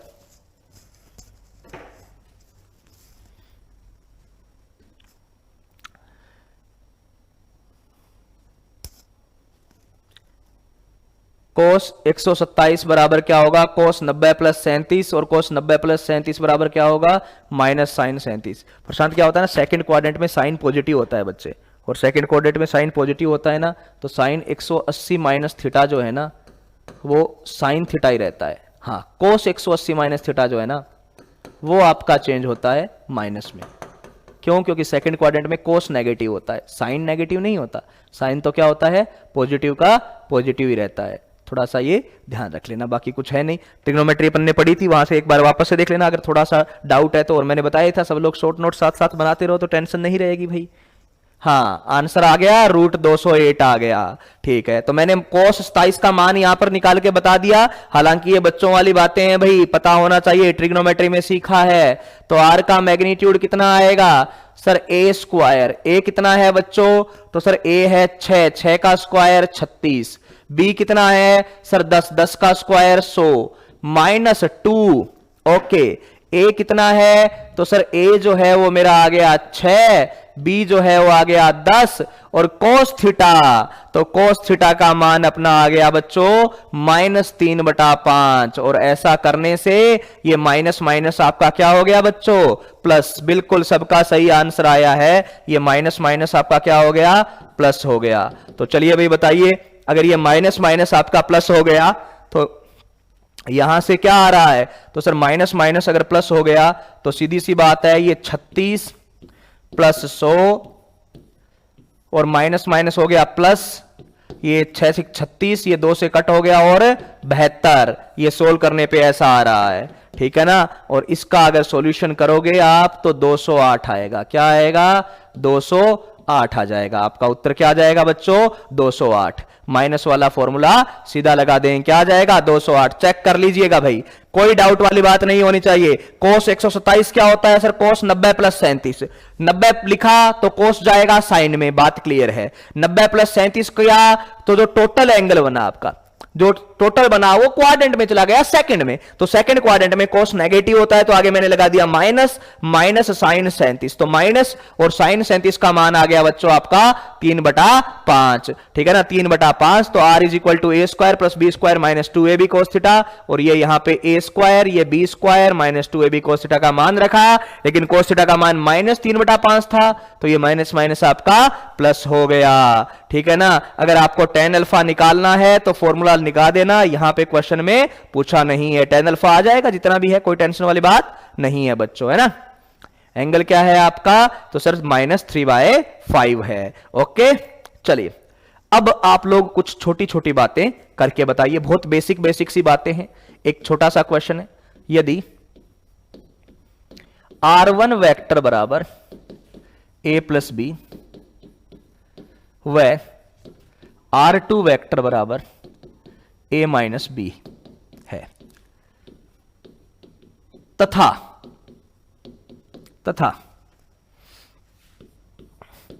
r1 is equal to r2 है, तो a सदिश व b सदिश के मध्य का कोण। एकदम आसान सा क्वेश्चन है भाई बच्चों, जल्दी से बताइए। ठीक है ना, साइन सेकंड में पॉजिटिव रहेगा। अगर अच्छा आपको यहां पे यूज लेना है ना, इस जगह इस फॉर्मूला में आपको cos 137 का तो मैंने cos 127 का तो मैंने निकाल के बता ही दिया। ठीक है ना, ठीक है ना, cos 127 का तो मैंने निकाल के बता ही दिया -3/5। और अगर साइन 127 का चाहिए तो साइन 127 का यहां पे हो जाएगा प्लस में 4/5, क्योंकि वो तो पॉजिटिव रहेगा, वो नहीं बदलेगा ना।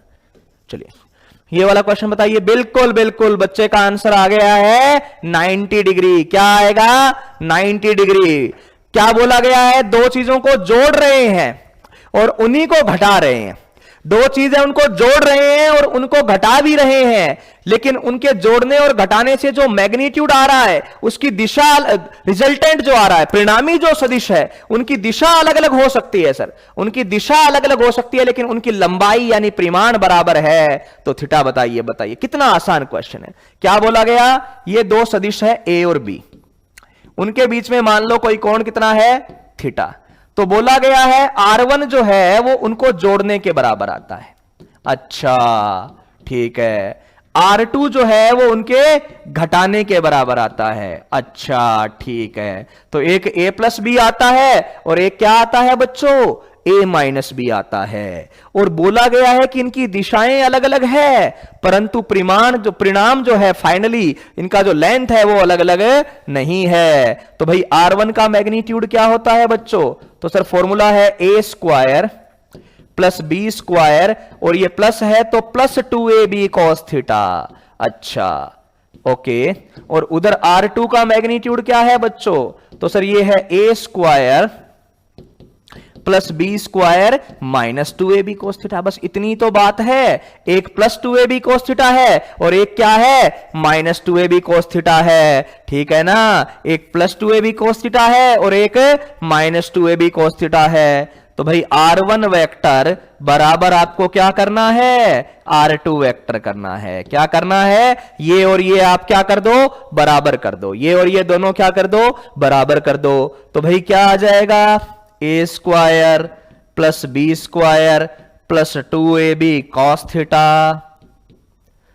बराबर क्या आया बच्चों आपका, कि sir a square plus b square minus 2ab cos theta. अच्छा ठीक है भाई, ये कर लिया। अब दोनों तरफ रूट से रूट उड़ा दिया बच्चों, तो कोई टेंशन वाली बात नहीं हुई, रूट से रूट उड़ा दिया। अच्छा रूट से रूट उड़ा दिया तो a square plus b square plus 2ab cos theta बराबर क्या आया आपका, a square plus b square minus 2ab cos theta. Okay बच्चों, तो भाई यहां पे a स्क्वायर से a स्क्वायर, b स्क्वायर से b स्क्वायर हटा दिया, बिल्कुल ठीक है ना, a स्क्वायर से a स्क्वायर, b स्क्वायर से b स्क्वायर हटा दिया। ओके, यहां पर बचा 2ab cos थीटा और वहां पर क्या बचा, माइनस 2ab cos थीटा। तो ध्यान से बच्चों 2ab cos थीटा और यहां पर क्या आया, माइनस 2ab cos थीटा। तो बच्चों 2ab से 2ab कट कर दिया, cos थीटा बराबर क्या आ गया आपका, माइनस cos थीटा। ये माइनस का ये उधर चला जाएगा तो 2 cos थीटा बराबर क्या हो गया, 0। तो cos थीटा बराबर क्या हो गया, 0। तो cos थीटा बराबर 0, तो थीटा बराबर क्या आ गया बच्चों, 90 डिग्री। तो ये वाली कहानी आज के बाद में याद रखनी है बच्चों, डायरेक्ट अपने दिमाग में ये बात होनी चाहिए। क्या बोला है कि यदि दो वेक्टर है उनको जोड़ने पर, यदि दो वेक्टर है उनको जोड़ने पर और घटाने पर मैग्नीट्यूड बराबर आ रहा है तो दोनों 90 डिग्री पर है। दोनों किस पर है बच्चों, 90 डिग्री पे। हमने क्या किया कि a square plus b square plus 2ab cos theta को बराबर कर दिया बच्चों किससे, a square plus b square minus 2ab cos theta के, दोनों बराबर किया, रूट से रूट हटा दिया तो क्या आया, इधर आया a square plus b square 2ab cos theta और उधर माइनस 2ab cos थीटा। तो a स्क्वायर से a स्क्वायर उड़ा दिया, b स्क्वायर से b स्क्वायर उड़ा दिया, 2ab cos थीटा जो है वो बराबर आया माइनस 2ab cos थीटा के। 2ab से 2ab उड़ा दिया, cos थीटा बराबर क्या आया, माइनस cos थीटा। ये माइनस का उधर जाके क्या हो गया, प्लस। तो cos theta plus cos theta क्या हो गया बच्चों, 2 cos थीटा।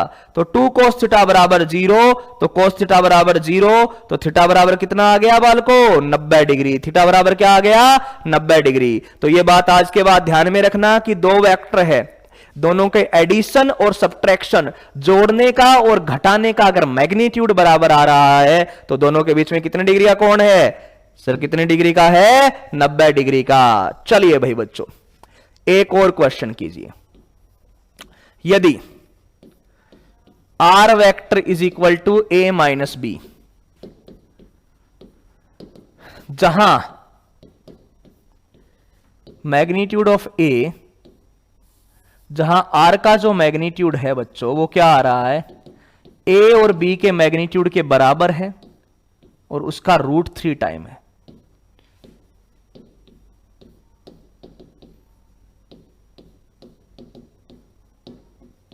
तो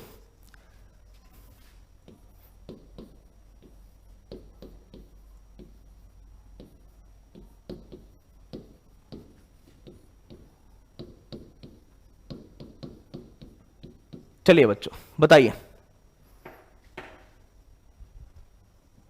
दूसरी तरफ जाएगा तो माइनस प्लस हो जाता है ना बच्चे, ठीक है।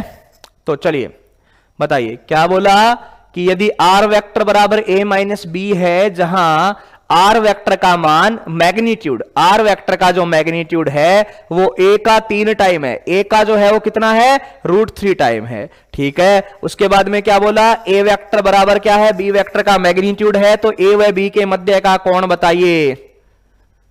हाँ बिल्कुल बच्चे, डॉट और क्रॉस ही है इनके बाद में। बच्चों बिल्कुल सही बात है, आंसर आ गया है कितना, 60 डिग्री। बस यही चाहिए। देखो यहां पर क्वेश्चन समझना है, आपको बोला आर वेक्टर बराबर क्या है, ए वेक्टर माइनस बी वेक्टर। अच्छा ठीक है सर, तो भाई आर वेक्टर का जो मैग्नीट्यूड है वो क्या होगा, तो सर आर वेक्टर का जो मैग्नीट्यूड है, तो पहले ये बताओ ए और बी का बराबर बोला गया है क्या, बिल्कुल। तो ए का मैग्नीट्यूड और बी का मैग्नीट्यूड बराबर है, तो मैंने मान लिया वो कुछ एक्स है, मैंने ये मान लिया कि ए और बी का मैग्नीट्यूड कुछ क्या है बच्चों, एक्स है। ओके, तो भाई आर का मैग्नीट्यूड कितना है, तो सर आर का मैग्नीट्यूड जो है ना वो ए वाले का √3 टाइम है, ए वाले का √3 टाइम है। तो चलिए कोई बात नहीं भाई, ए का आपने x माना है तो आर वाला क्या हो जाएगा, √3x। क्या हो जाएगा, √3x। अब सूत्र लगा दो और आंसर पता कर लो। तो चलिए क्या है इसके मैग्नीट्यूड का सूत्र, तो सर इसके मैग्नीट्यूड का सूत्र है a² + b² + 2ab cos theta, a² + b² + 2ab cos theta. बिल्कुल। अब बच्चों सबका मान रखते जाओ x की भाषा में, तो r का मैग्नीट्यूड कितना है, √3x। अच्छा, रूट यहां लगाया, a का मैग्नीट्यूड कितना है, x, तो x का स्क्वायर, b का मैग्नीट्यूड कितना है, x, तो x का स्क्वायर, +2 x इंटू एक्स, ए और बी दोनों की जगह क्या रख दिया बच्चों, x इंटू एक्स, और कोस थीटा गुणा में क्या लिख दिया मैंने, कोस थीटा, क्योंकि इसका मान सर मुझे पता नहीं है। तो भाई यहां पे सॉरी, बिल्कुल यहां पे क्या आ जाएगा आपका माइनस, क्यों, क्योंकि माइनस किया जा रहा है। बिल्कुल सही बात है भाई, यहां क्या आएगा माइनस। तो चलिए भाई बच्चों, अब यहां पर दोनों तरफ क्या कर दिया, स्क्वायर कर दिया। क्या कर दिया, स्क्वायर। तो √3 का स्क्वायर तो 3 हो जाएगा, x का स्क्वायर क्या हो जाएगा, x² इज इक्वल टू ये x² और x² क्या हो जाएगा, 2x² माइनस ये 2x², और साथ में क्या आ गया बच्चों, cos थीटा। देख लीजिए 2x² माइनस 2x² क्या आ गया, cos थीटा। तो यहां पर 3x², यहां पर 2x² कॉमन आ गया, तो 2x² कॉमन ले लिया, तो यहां क्या बचा, 1 माइनस cos थीटा। क्या बच गया, 1 माइनस cos थीटा। अब बच्चों सीधा दिख रहा है, x² से x² क्या हो जाएगा बच्चों, कट हो जाएगा। क्या हो जाएगा, कट हो जाएगा। तो भाई ये 2 डिवाइड में चला जाएगा, तो ये 3/2 बराबर 1 माइनस cos थीटा। अब मैं क्या कर रहा हूं कि ये cos थीटा माइनस का है, इसको इधर ले आऊं तो ये प्लस का हो जाएगा, cos थीटा माइनस का है, इसको इधर ले आऊं तो ये क्या हो जाएगा, प्लस का हो जाएगा। तो क्या हो जाएगा, cos थीटा बराबर 1 माइनस 3/2।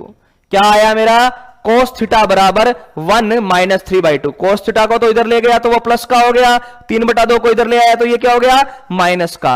और एक में से 1.5 अगर जाएगा बच्चों, ठीक है ना, एक में से 1.5 अगर जाएगा तो cos थीटा बराबर क्या आएगा अपना, -½ तो थीटा बराबर क्या आ जाएगा बच्चों, 120 डिग्री। कितना आ जाएगा, 120 डिग्री। ठीक है, तो सबसे पहले तो बच्चों कि सर ये इतना बड़ा एग्जाम में आएगा तो करेंगे क्या ना, मैंने कल आपको ट्रिक सिखाई थी, कल मैंने ट्रिक सिखाई थी कि 2 बराबर परिणाम वाले वेक्टर को जोड़ते हैं, और जब वो 60 डिग्री पर होते हैं तो जोड़ने पर 60 डिग्री पर कितना आंसर आ रहा था, √3। तो आज चीज तो वही थी भाई, आज 2 बराबर परिणाम वाले ही तो थे। बिल्कुल सर, उत्तर भी कितना आ रहा था, √3। तो आप सोच लेते, अगर इसमें थीटा होता है तो दूसरे में माइनस में क्या होता है, 180 माइनस थीटा। अगर इसमें थीटा होता है तो 180 माइनस थीटा। तो कल मैंने आपको ट्रिक सिखाई थी ये, और बोला था याद रखना है। तो ए वेक्टर और 2 बी वेक्टर है जिनको जोड़ने पर √3 आ रहा था, कब, जब वो 60 डिग्री पर थे। तो मतलब 120 डिग्री पर घटाने पे √3 आएगा, सीधी सी बात है। जोड़ने और घटाने में मैंने क्या डिफरेंस बताया, बस इतना ही तो बोला ना कि जोड़ने में जहां थीटा होता है, घटाने में वहां पर 180 माइनस थीटा हो जाएगा, बस। तो जोड़ने पर √3 कब आ रहा था? जब 60 डिग्री था। तो घटाने पर कब आएगा? 120 डिग्री पर। और ये छोटी छोटी बातें बच्चों जब आपको डायरेक्ट काम में लोगे, जब डायरेक्ट दिमाग लगाओगे, तभी आपके क्वेश्चन थोड़े से क्या होंगे? जल्दी होंगे। तो ये थीटा बराबर 120 डिग्री उस तरीके से आपका आ जाएगा। ठीक है, तो कल वाली चीजें थोड़ी सी याद रखनी है। कल आपको बताया था, मैंने कहा था ना ये चीजें बार बार आएगी। तो मैंने कहा था जोड़ने पर 60, तो घटाने पर कब आएगा? जब 120 होगा। बस इतनी सी तो बात है, √3 आ जाएगा। क्लियर सी बात है ना? चलिए भाई बच्चों, ओके, तो आगे बढ़ते हैं बच्चों। आज आपको मैं थोड़ा सा बता देता हूं समांतर चतुर्भुज का नियम।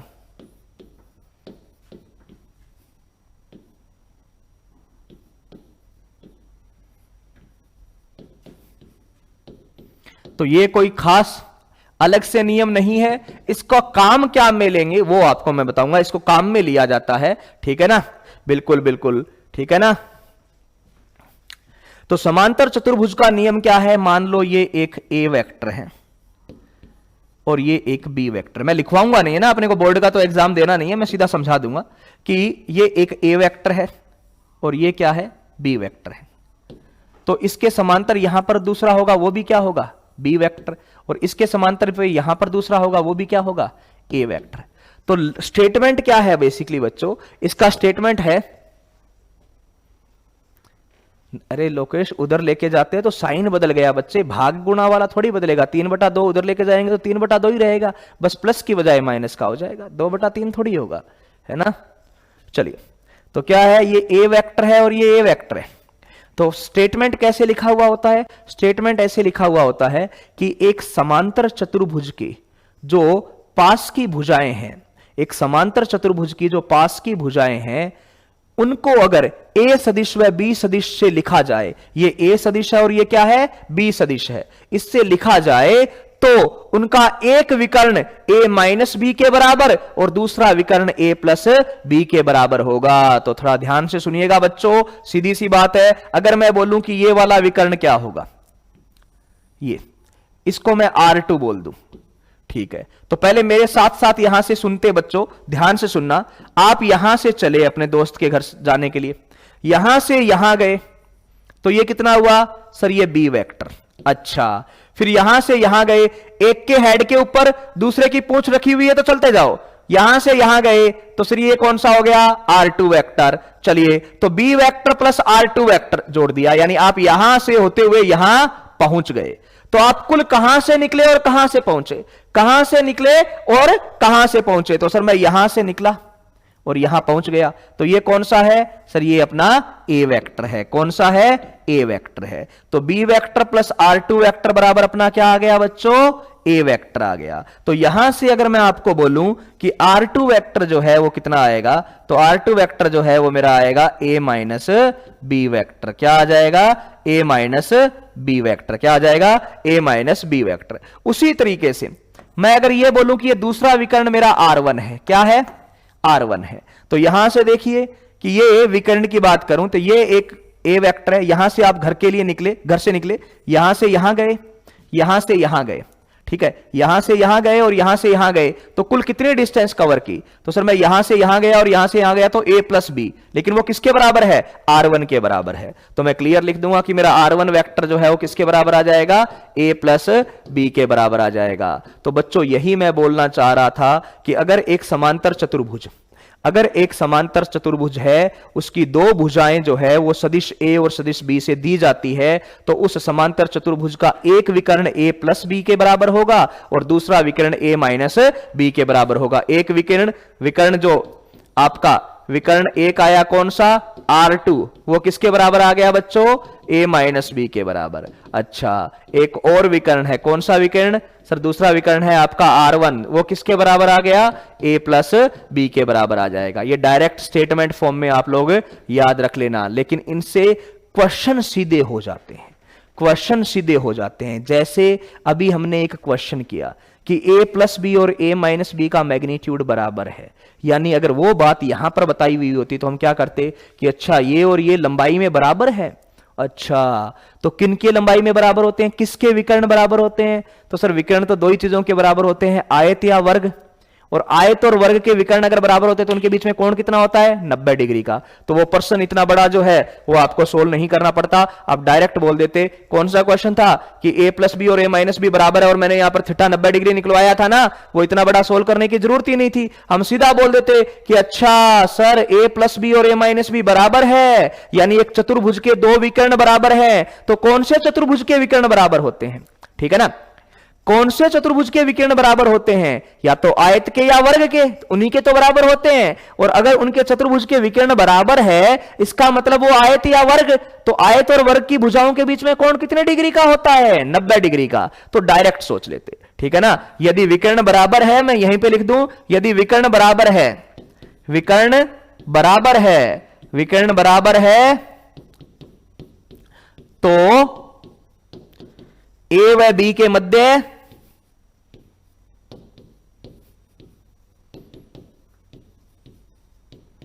ए व बी के मध्य कोण थीटा बराबर 90 डिग्री का होगा। ए व बी के मध्य कोण थीटा बराबर 90 डिग्री का होगा। ठीक है बच्चों, इस तरीके से यह बात बोली जाती है। चलिए ओके, उसके अलावा आपको इसका क्षेत्रफल का सूत्र भी याद रखना होता है। हालांकि इसका जो क्षेत्रफल है वो मैं आपको बता दूं कि इसके क्षेत्रफल का डायरेक्ट सूत्र आप याद रख सकते हो, 1/2 a क्रॉस b। इसकी दोनों भुजाओं का गुणा करो, ठीक है ना, इसकी दोनों भुजाओं को, सॉरी, दोनों भुजाओं को आप लोग क्या करो, गुणा करो, तो सीधा हो जाएगा ये a क्रॉस b के बराबर आ जाएगा। किसके बराबर आ जाएगा? a क्रॉस b के बराबर आ जाएगा। या फिर क्षेत्रफल का सूत्र जो है, अगर आपको भुजाएं नहीं दे रखी है, आपको भुजाएं नहीं दे रखी है, तो आप 1/2 दोनों डायामीटर कर, ये दोनों विकर्ण कर सकते हो, R1 R2। ये इसके क्षेत्रफल का डायरेक्ट सूत्र याद रखना है, ये आपको डायरेक्ट याद रखना है बच्चों, ठीक है ना। अगर आपको बोला गया है कि कोई समांतर चतुर्भुज है, उसकी भुजा दे रखी है a और b, तो आप भुजाओं का गुणा कर दोगे, उसकी भुजा दे रखी है a और b, तो भुजाओं का गुणा कर दोगे तो क्षेत्रफल आ जाएगा। यही तो होता है ना, लंबाई गुणा में चौड़ाई तो होता है क्षेत्रफल। तो एक भुजा लंबाई वाली, दूसरी भुजा चौड़ाई वाली, गुणा कर दिया। और बच्चों दूसरा क्या होता है कि क्षेत्रफल अगर आपको दोनों विकर्ण दे रखे हैं तो दोनों विकर्णों का गुणा कर देना और उसको 2 से डिवाइड कर देना। 1/2 R1 इंटू R2 कर दोगे तो क्षेत्रफल आ जाएगा। तो एक दिन कोई बच्चा पूछ रहा था, जब मैंने सदिश पढ़ाया तो बोला सर क्षेत्रफल कौन सी राशि होती है? तो क्षेत्रफल क्या होती है? सदिश आती है। देखो सदिशों के क्रॉस गुणा से उत्तर क्या आता है? सदिश ही होता है। तो सदिश क्या है बच्चों? सर सदिश जो है वो अपना सीधी सी बात है, क्षेत्रफल एक क्या है? सदिश राशि है। क्षेत्रफल क्या है? सदिश राशि है। तो आपको अगर एक समांतर चतुर्भुज का क्षेत्रफल निकालना हो तो क्या करोगे? या तो उसकी दोनों भुजाओं का क्रॉस गुणा कर दो, या R1 और R2, जहां R1 और R2 क्या है, ठीक है ना, जहां R1 और R2 क्या है बच्चों? तो सर R1 और R2 जो है मेरा वो क्या है? R1 और R2 विकर्ण है। क्या है? विकर्ण है। तो मैं लिख देता हूं क्षेत्रफल पूरा, देखिए समांतर चतुर्भुज का क्षेत्रफल, क्षेत्रफल को मैंने लिख दिया किससे? सरफेस एरिया यानी एस वेक्टर से। पहली बात तो क्षेत्रफल क्या हो जाएगा? वेक्टर होगा, ठीक है ना। और वो सदिश गुणा से आ रहा है, या तो दोनों भुजाओं को गुणा कर दो यानी a क्रॉस b कर दो, ठीक है ना। या फिर क्या कर दो कि नहीं यार सर भुजाएं नहीं दे रखी, विकर्ण दे दिए, कई बार सीधे विकर्ण ही दे दिए। तो विकर्ण दिए हुए होते हैं तो आप क्या कर दोगे? 1/2 R1 एक विकर्ण क्रॉस R2 दूसरा विकर्ण। लेकिन आप बात को थोड़ा ध्यान से देखो तो आ तो सदिश गुणन से ही रहे हैं, और दो सदिश राशियों का सदिश गुणन होता है तो उत्तर भी क्या आता है? सदिश ही आता है। तो ये आपका क्या हो जाएगा? सदिश हो जाएगा। तो चलिए भाई बच्चों, कल हम लोग क्या पढ़ेंगे? वेक्टर में गुणन पढ़ेंगे। तो जो बच्चे एकदम नए हैं, जिनको गुणा के बारे में थोड़ा कम जानकारी है, उनको मैं बता दूं कि रिकॉर्डेड में से वेक्टर का गुणा जरूर पढ़ लेना, ठीक है ना, क्योंकि यहां पर फिर दिशा में दिक्कत आएगी और अपने को ज्यादा टाइम लग जाएगा, तो अपन टाइम ज्यादा लगा नहीं सकते। इसलिए रिकॉर्डेड क्लास में आपको इसका वेक्टर का गुणन पढ़ा है, ठीक है ना। तो वो अच्छे से समझ लेना पूरा, ताकि कल की क्लास में दिक्कत नहीं आए और कल हम वेक्टर को फिनिश कर दें, फिर काइनेमेटिक पे आए, ठीक है ना। तो ये वाली चीज आप ध्यान में रख लेना, कई बार क्वेश्चन आ जाता है। अगर आप देखोगे लेटेस्ट कुछ क्वेश्चन मैं अभी ले ही रहा था, थोड़े दिन पहले मैंने काइनेमेटिक्स ली थी, तो काइनेमेटिक्स मेरा जो जेई में यूट्यूब पे जाता है प्रीवियस ईयर के क्वेश्चन डिस्कशन का, तो उसमें मैं देख रहा था कि वेक्टर के कुछ क्वेश्चन थे और वो डायरेक्ट आए थे, है ना, ठीक है ना। तो आप लोगों को थोड़ा सा ध्यान से ये पढ़ लेना है। ओके, तो आज की क्लास में हम इतना ही पढ़ेंगे, कल हम बाकी पढ़ेंगे गुणन के बारे में। तो आज की इस क्लास में इतना ही। जुड़े रहिए उत्कर्ष क्लासेस से। Thank you.